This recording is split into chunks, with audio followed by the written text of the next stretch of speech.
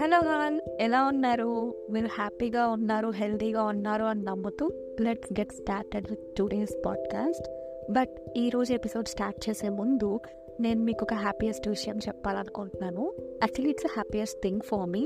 దానికి totally reason మాత్రం మీరే, మై డియర్ ఫేవరెట్ ఆడియన్స్. అది ఏంటంటే, యూట్యూబ్ ఇంకా స్పాటిఫై కలిపితే నా పాడ్కాస్ట్ని వినే ఆడియన్స్ అరౌండ్ 10 to 15 పీపుల్ ఉంటారు. ఒక్కొక్క ఎపిసోడ్కి ఒక్కొక్కలాగా. మీరు కమెంట్ రాస్తే తప్ప ఎవరు విన్నారు అనే విషయం నాకైతే తెలియదు. బట్ స్పాటిఫైలో ఒక ఫీచర్ ఉంటుందన్నమాట. లైక్ మనం కంట్రీ వైడ్ ఆడియన్స్ని చూడొచ్చు, అనలైజ్ చేయొచ్చు, ఏ కంట్రీ నుంచి ఎవరు వింటున్నారు అన్నట్లు. అందులో నేను చూసింది ఏంటంటే, US and UK and India, ఈ 3 కంట్రీస్ నుంచి నాకు ఆడియన్స్ ఉన్నారు అనేసి. I don't know who are listening it, but ఆ కంట్రీస్ నుంచి వింటున్నారు అని తెలవడం నాకు నిజంగా చాలా హ్యాపీగా అనిపించింది. Thank you so much for listening to this podcast of mind.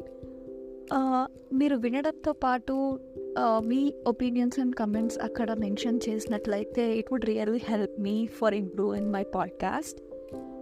మీరు ఇంకా మిగతా కమెంట్ చేస్తారని ఆశిస్తున్నాను.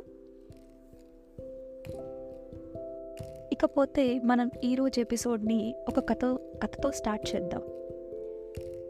ఈ కథ మీకు ఎంతమందికి గుర్తుంటుందో తెలీదు. అది చీమ ఇంకా గ్రాస్ హోపర్ కథ. చాలా రోజులు అయింది కాబట్టి ఒకసారి నేను గుర్తు చేస్తాను. ఒక చీమ ఇంకా గ్రాస్ హోపర్ ఒక చెట్టు దగ్గర నివాసం ఉండేవి. అది వేసవికాలం. సమ్మర్ వెకేషన్కి వెళ్లకుండా, సమ్మర్ హాలిడేస్ ఏం తీసుకోకుండా చీమ రోజు పనికి వెళ్ళేది. ఆహారం సేకరించేది, దాని గోడౌన్లో దాచిపెట్టుకునేది. అయితే పక్కిట్లో ఉండే గ్రాస్ హోపర్ ఏమో సన్ గ్లాసెస్ పెట్టుకుని గిటార్ వాయిస్తూ చిల్ అవుతూ ఉండేది. చీమను చూసి, ఎందుకు బ్రో ఎప్పుడు కష్టపడుతూ ఉంటావు, రా చిల్ అవుదాం అని పిలిచేది. బట్ చీమ మాత్రం పట్టించుకోకుండా తన పని తను చేసుకుంటూ పోయేది. గ్రాస్ హోపర్కి చీమ బాగా చులకనైపోయింది, దాన్ని హేళన చేస్తూ ఉండేది. ఇదిలా ఉండగా కాలం మారింది. చలి పెరిగింది, ఎండేమో రావట్లేదు. గ్రాస్ హోపర్కి ఉండటానికి, తినడానికి ఏమీ దొరకకుండా పోయింది. అలా ఆ సమయంలో గ్రాస్ హోపర్కి చీమ గుర్తొచ్చింది. వెంటనే చీమ దగ్గరకు సహాయం కోసం వెళ్ళింది.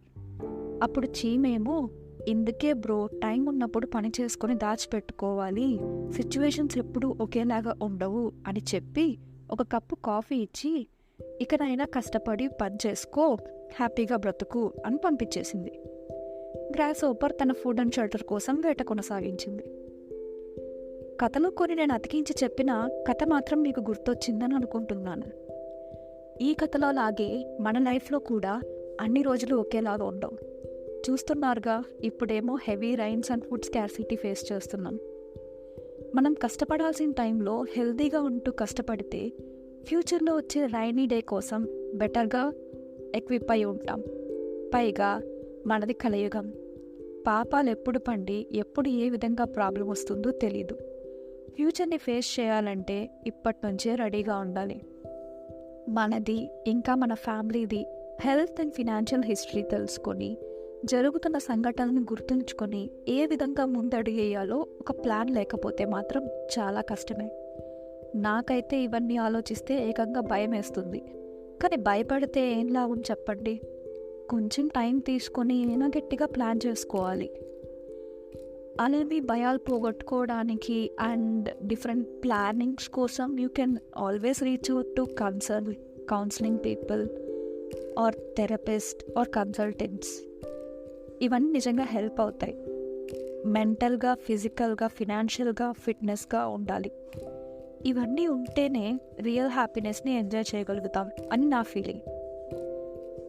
బేసికల్లీ మన స్పెండింగ్ లిస్ట్లో ప్రియారిటీగా ఎమర్జెన్సీ ఫండ్, ఇన్సూరెన్స్ అండ్ సేవింగ్స్కి ఎక్కువ పర్సంటేజ్ వెళ్ళాలి.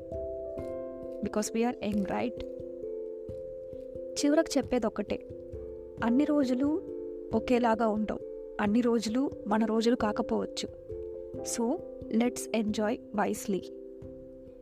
చీమ కథను మాత్రం మర్చిపోకండి.